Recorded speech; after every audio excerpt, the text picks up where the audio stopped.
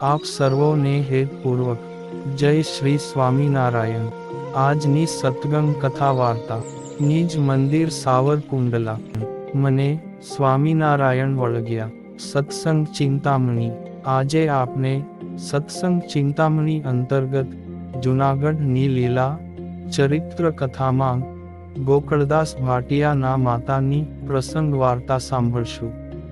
એ બાઈ કાંક દોરાધાગા કરી દેને, જ્યાં નજર કરું ત્યાં સ્વામિનારાયણ જ દેખાય છે। મને સ્વામિનારાયણ વળગ્યા છે, તો માડી એને કાઢવા બહુ વસમાં।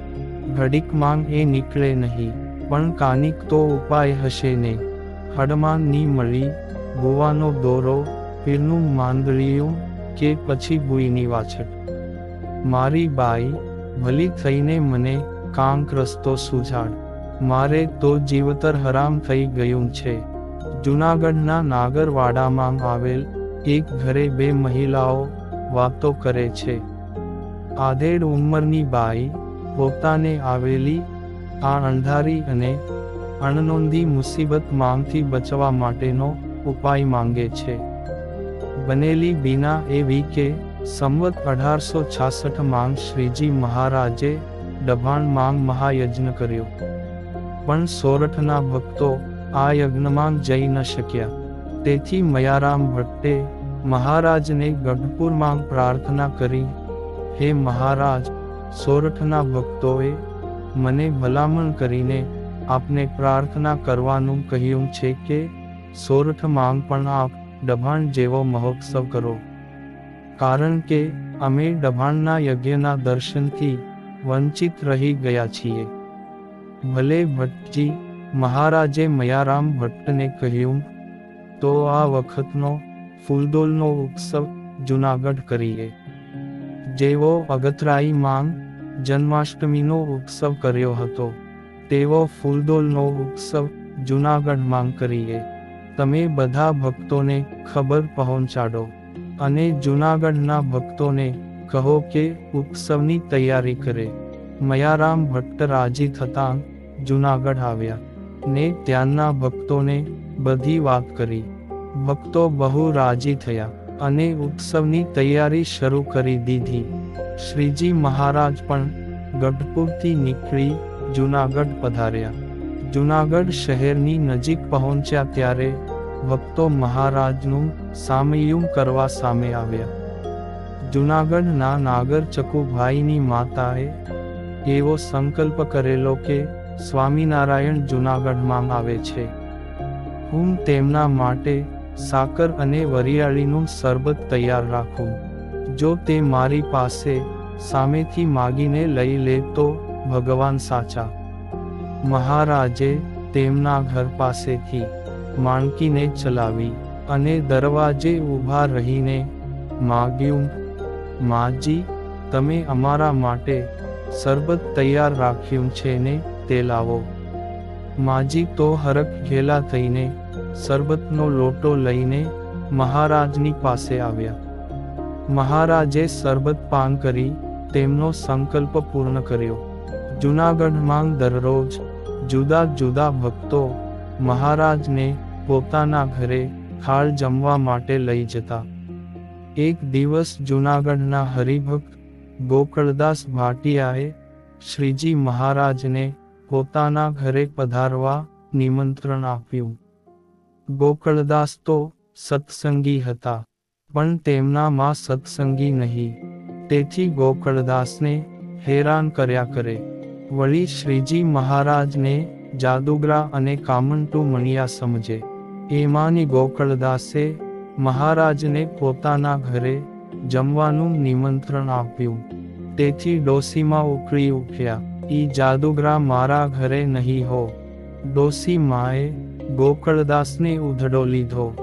ગોકળદાસ, તારી તો મતિ મરી ગઈ છે। વૈષ્ણવ થઈને અન્યાશ્રય કર્યો, કુળને લાંછન લગાડ્યું।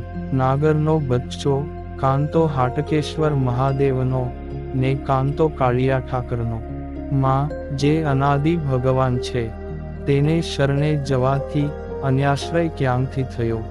ગોકળદાસ માં સાથે વઢવેઢ કરે માં, તે તો હાલતા ચાલતા પ્રગટ ભગવાન છે. હું ની કાની ના જાણું. માજીએ રોકડું પરખાવ્યું.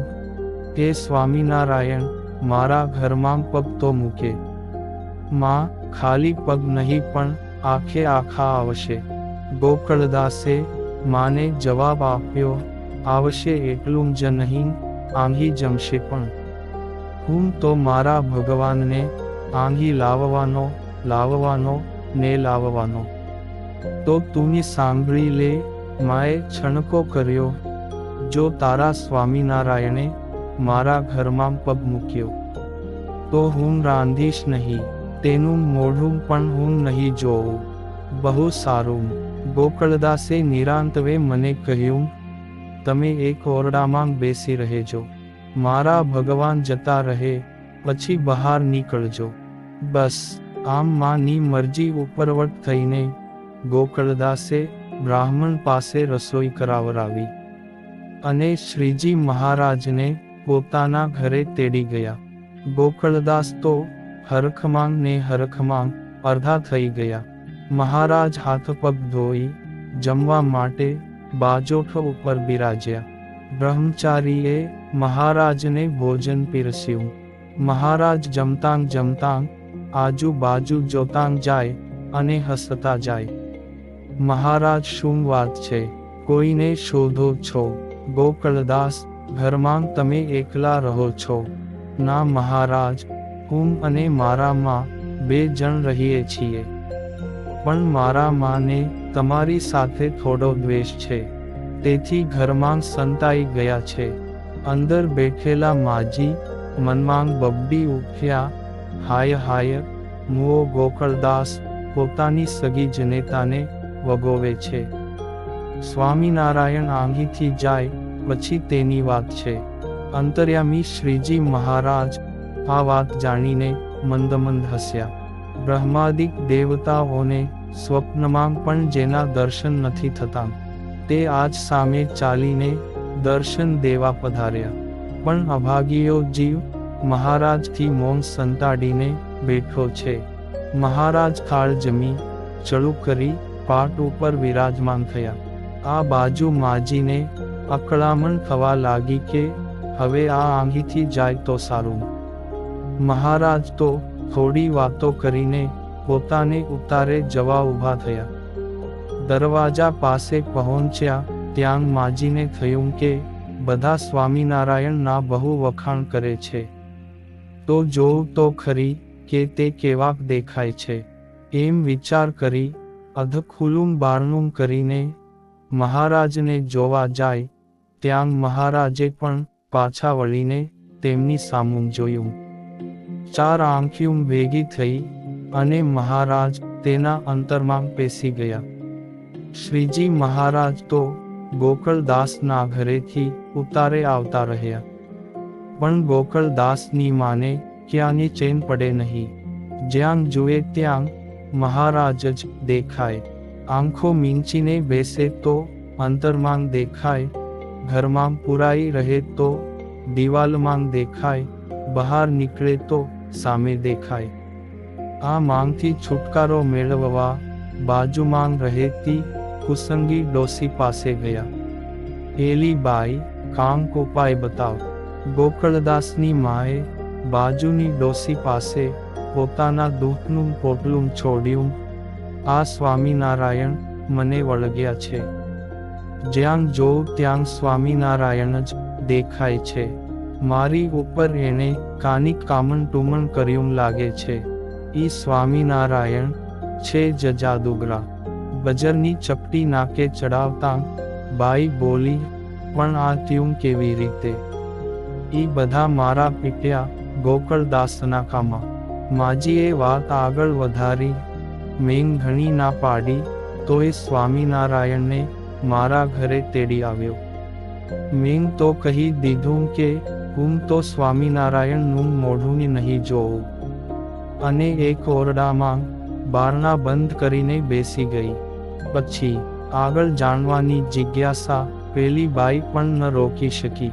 સ્વામિનારાયણ તો મારા ઘરે જમીને ચાલતા થયા. મને થયું, હાશ, માંડા કેદખાનામાંથી છૂટ્યા. પણ મનમાં થયું કે સ્વામિનારાયણ રૂપાળા બહુ કહેવાય છે, તો લેને જરાક જોઈ તો લઉં કે કેવાક છે. પાછળથી જોશું તો તેને ખબરે નહીં પડે. ને મેં જરાક બારણું ખોલ્યું, ને મારા ભાગ્ય ફૂટ્યા. સ્વામિનારાયણે પાછું વળીને મારી સામે જોયું. જેવું જોયું ને મારી આ માઠી દશા બેઠી. હું તો હવે ઈ સ્વામિનારાયણથી કાઈ ગઈ છું. મારી બાઈ કાંક ટૂચકો કરીને મને સ્વામિનારાયણથી છોડાવ. એમાં કાની ટૂચકો કરવાની જરૂર નથી. બાઈએ ફરી નાકે બજર ચઢાવતાં કહ્યું, ઈ સ્વામિનારાયણ ભારે સુગાડવા છે. એમાંને લસણ અને ડુંગળીથી તો તરત છેટા ભાગે. માટે માંડો લસણ અને ડુંગળી ખાવા. લસણનો વઘાર લ્યો ને ડુંગળીનું શાક ભજીયા કરીને માંડો ખાવા. નાકે ચઢાવો બજર ને દાંતેય ચઢાવો બજર. જુઓ સ્વામિનારાયણ સટ કરતા બારા નીકળે છે કે નહીં. ગોકળદાસના મા તો આ ઉપાય સાંભળીને પેલી બાઈ ઉપર વારી વારી ગયા.